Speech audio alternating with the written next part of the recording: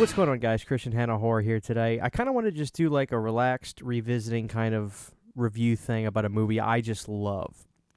Now, Fright Night. First of all, I wanted to let people know I still get this every now and again, not too often, but every so often somebody will say, Christian, I'm trying to find this Blu-ray of Fright Night, and it's out of print. I can't find it. And I think it's called Twilight Time. I can't remember. I'll bring up a picture of it. But you know that there was this release that came on after it. And it's interesting, people will kind of want to say, where's the collector's edition of Fright Night? Where is this and that? This kind of pretty much is. I mean, this is actually a really good release of Fright Night. Really, we'll get into this Blu-ray, but just a few words. I mean, everybody's pretty much seen Fright Night. I did a video about a year ago, maybe 8 months to a year ago, and it was basically talking about the three big vampire movies from the 80s, Fright Night, The Lost Boys, and Near Dark. And I picked Near Dark as my number one because I had just seen it and I fell in love with it. I still want to feel that way, but man, every time I watch Fright Night, it's just like I feel guilty for not picking it on that video. I love this movie so much. This movie is synonymous with my birth of getting in love with horror because Cinemassacre is a channel I have to give so much credit to. I remember when I got into horror, James Rolfe used to do, he still does it, like Monster Madness type videos, and I saw one on Return of the Living Dead, and I saw one on Fright Night. And when I saw the review for Fright Night he did, I was like, wait a minute, I saw this movie called Disturbia, and it looks like that movie, except this is like a vampire thing, because there's like the neighbor gets close to the mother kind of thing, and I was like, oh, wow.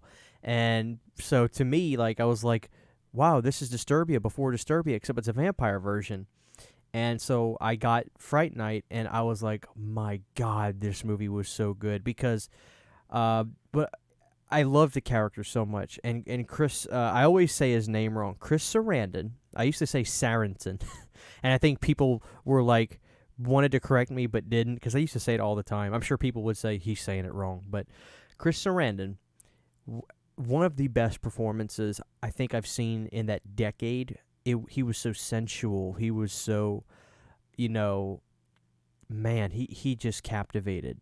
And it was the perfect blend of that with a little bit of horror comedy with the Peter Vincent, the vampire killer. That is the 80s to me. Every element of this film is exactly my cup of tea in a movie. This movie is just amazing, man. I love Fright Night so much. It is my favorite between the two. I love Fright Night 2. But Fright Night, to me, is still the eclipsed version, I think, because of Chris Sarandon. I just think he's great. Brewster is one of the most relatable characters. I think we all kind of want to be nerdy with what we love, but still kind of want to be cool in a sense. And I think that's kind of what he was, in a sense. I always like that. The wacky best friend who turns to the vampire. And then all those practical effects that come in to the end.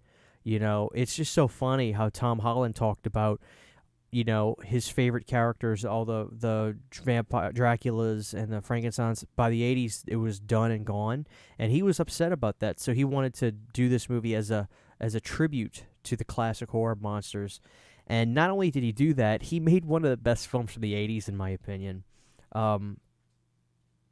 I just think that this is an amazing movie, man. I revisited this movie earlier today, and I was just I was telling my wife, I was like, some movies, every time you watch them, it's just like, holy smokes, that this is what the 80s were all about. And I think that the 80s, have some of the most classic movies, period. And I think that Fright Night is one of them. So I love this movie, everything about this movie, and the effects at the end of it just blow me away every time. It's some of the best effects, and some really great, scary looking stuff. I just love it so much. So this Blu-ray is actually a pretty nice Blu-ray. So let's see. It says it's a Columbia Pictures release. So this was released. The Blu-ray actually has a date of 2019 on it. So this did come out after. I think it's called Twilight Time. And this one actually has a documentary on it, and it's called You're So Cool, Brewster documentary. Now, this is a really, really well-made documentary.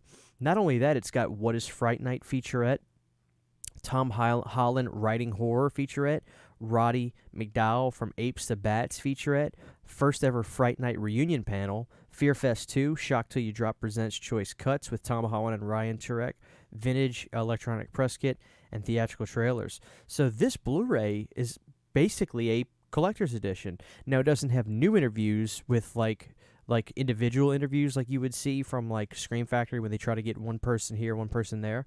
But I mean, it's got a really, really great documentary. I think this documentary was on Shudder at one point in time. It could be on YouTube, but this Blu-ray, I mean, I'm happy with this Blu-ray. If we never get another physical media release from Fright Night, unless it's a 4K, I'm happy with this one because the picture quality is great on it, and it has really good special features. So I'll drop an Amazon link down below for this Blu-ray for those that may not have gotten this because they may not have known about it, or you just don't have it and you want to get Fright Night on Blu-ray. This is a really great release. So this Fright Night release, guys, I tell people, I was like, we don't have a collector's edition, true, but like I'm really happy with this Columbia Pictures release I've got.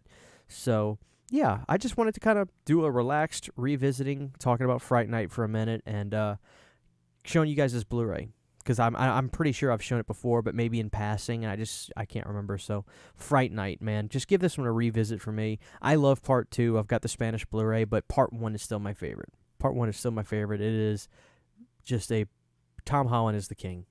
Child's Play, Fright Night. Oh my God, Psycho 2. He wrote Psycho 2. Great stuff. So thank you guys for watching this video. Let me know what you think about Fright Night. What is your story with Fright Night? What was the first time you saw it? I would love to know in the comments section below. Christian, Hanna Horror, I love you guys. We'll see you next time.